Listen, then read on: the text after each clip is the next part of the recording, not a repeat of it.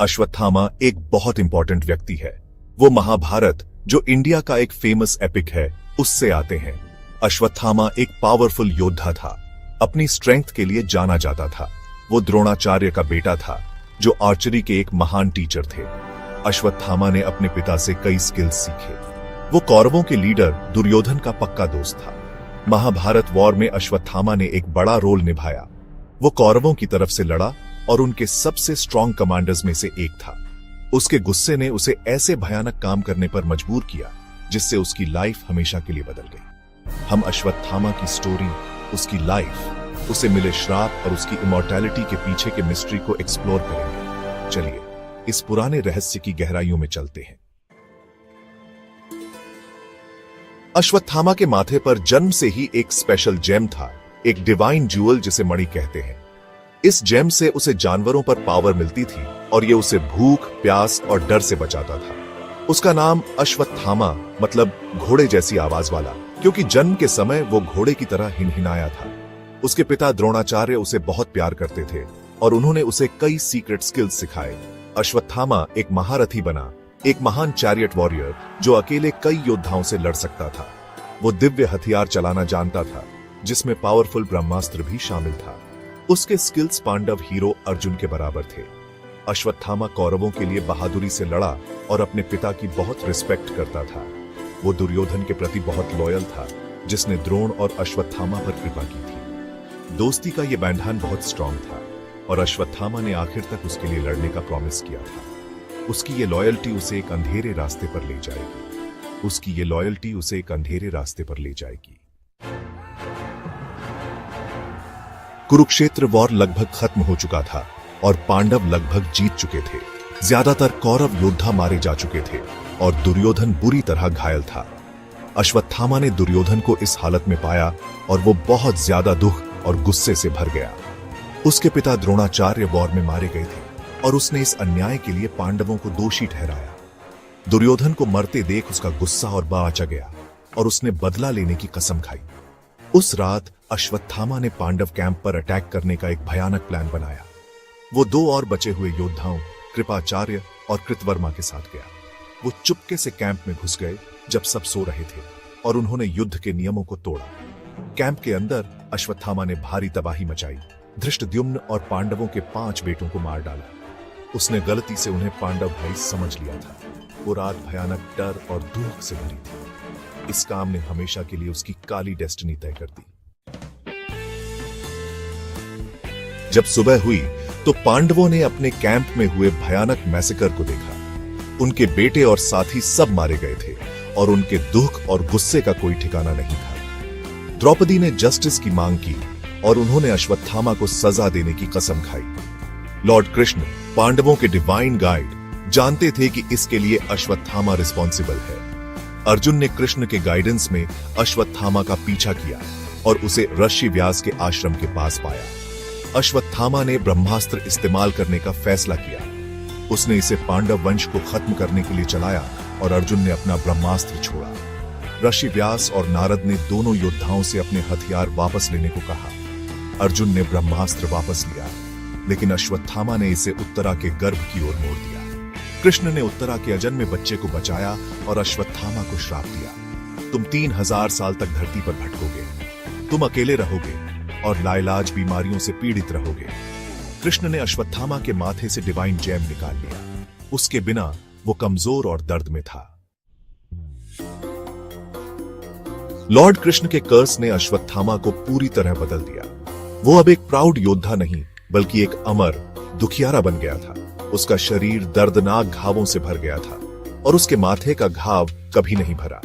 उससे लगातार खून और मवाद निकलता रहता था, जो उसे कभी न खत्म होने वाला शारीरिक दर्द देता था।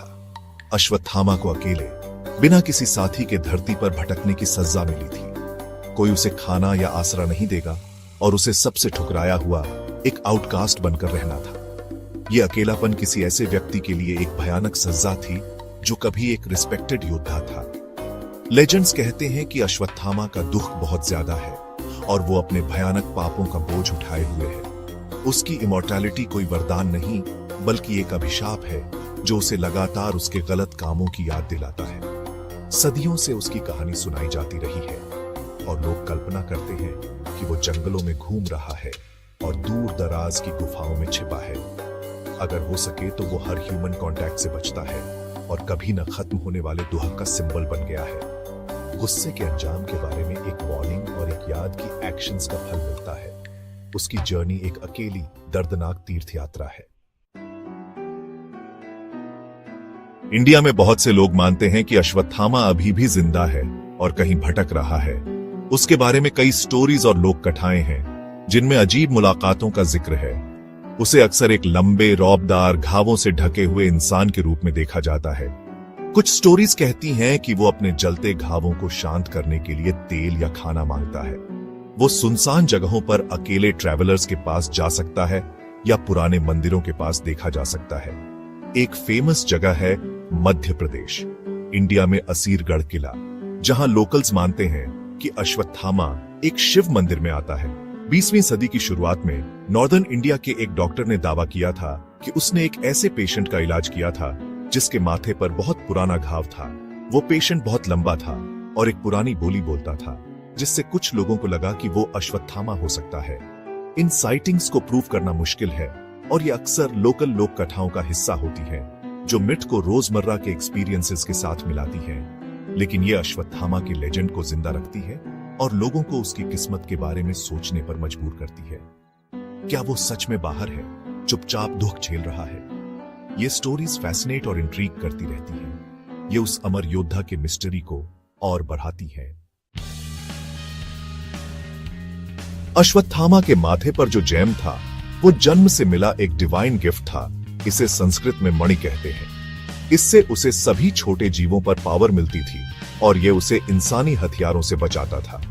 ये जेम उसे भूख, प्यास और थकान से भी दूर रखता था, जिससे वो निडर रहता था। जब लॉर्ड कृष्ण ने अश्वत्थामा को श्राप दिया तो उन्होंने जबरदस्ती ये कीमती जेम निकाल लिया। इस काम ने अश्वत्थामा से उसकी डिवाइन प्रोटेक्शन छीन ली और उसे हर तरह के दुख झेलने के लिए कमजोर बना दिया। जेम निकालने से एक गहरा घाव हो गया जो कभी नहीं भरेगा, जिससे लगातार खून और बदबूदार मवाद निकलता रहता है। ये घाव उसका कांस्टेंट अजाब बन गया, उसके श्राप का एक फिजिकल सबूत और उसके भयानक पापों का निशान। जो कोई भी ये घाव देखता उसे शापित योद्धा के रूप में पहचान लेता। इस घाव का दर्द अनबेरेबल था, जो भटकते हुए उसके दुहक को और बढ़ाता था। जेम और घाव उसकी स्टोरी के सेंट्रल हैं, जो दिखाते हैं कि उसने क्या खोया और क्या पाया। उसने अपनी पावर, स्टेटस और शांति खो दी और बदले में दर्द से भरी इमॉर्टैलिटी पाई। ये घाव उस शापित योद्धा की सबसे पहचानी जाने वाली निशानी है। अश्वत्थामा की स्टोरी आज भी हमारी कल्पना को लुभाती है। हमेशा दुख झेलने और कभी न खत्म होने वाली सजा का आइडिया डरावना भी है और फैसिनेटिंग भी। अश्वत्थामा एक पावरफुल सिंबल है जो हमें युद्ध की भयावहता और कैसे गुस्सा और बदला सब कुछ डिस्ट्रॉय कर सकता है, इसकी याद दिलाता है। उसके कामों से बहुत दुख हुआ, जो हमें धर्म, सही काम और अधर्म, गलत काम के बारे में सिखाता है। अश्वत्थामा का कल्चरल इंपैक्ट बहुत ज्यादा है। उसकी कहानी कई रूपों में सुनाई जाती है, जैसे बुक्स, प्लेज, मूवीज और टेलीविजन शोज में। हर बार कहानी सुनाने पर उसके कैरेक्टर में नई परतें जुड़ती हैं। कभी उसे एक ट्रैजिक हीरो या कभी एक प्योर विलन के रूप में देखा जाता है। ये अलग अलग व्यूज उसकी स्टोरी को डायनामिक और रेलेवेंट बनाए रखते हैं। क्या अश्वत्थामा अभी भी जिंदा है? शायद वो हमारी सुनाई स्टोरीज और हमारी कलेक्टिव मेमोरी में जिंदा है। वो एक वार्निंग और एक सबक के तौर पर जिंदा है, जबकि उसके फिजिकल एग्जिस्टेंस का मिस्ट्री बना हुआ है। लेकिन हमारी कल्चर में उसकी मौजूदगी अनडिनाइबल है, जो उसे लेजेंड में एक अमर कैरेक्टर बनाती है। उसकी स्टोरी महाभारत की टाइमलेस सीख का हिस्सा है, जो आज भी हमसे बात करती है। ये फैसिनेट और इंट्रीग करती रहती है और उस अमर योद्धा के मिस्ट्री को और बढ़ाती है।